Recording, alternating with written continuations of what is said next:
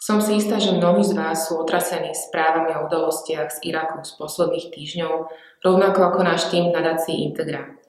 Správami o prenasledovaní a utrpení nevinných ľudí. Od júna tohto roku sú tisíce mužov, žien a detí prenasledovaní kvôli svojej viere alebo etnickej príslušnosti.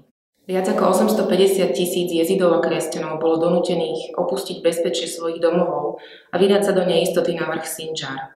Tí najzraniteľnejší už dnes nie sú medzi živými. Umreli pri presune na nedostatok pitnej vody. Ostatní sa nachádzajú v stave núdze a potrebujú akúkoľvek pomoc. Veríme, že práve teraz nastal ten čas, keď si pomôcť môžeme a preto musíme.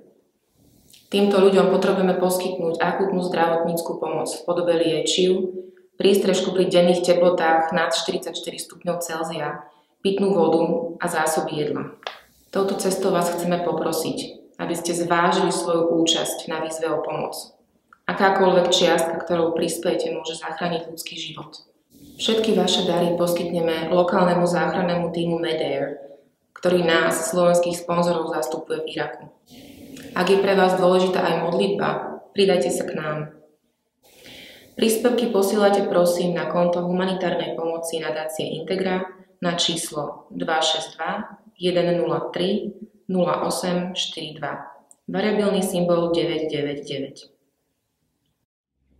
V dohľadnom čase vás budeme informovať o postupe záchranných akcií prostredníctvom tlačových správ na našej webovej stránke www.integra.sk a na sociálnej sieti Facebook. Vopred vám veľmi pekne ďakujeme.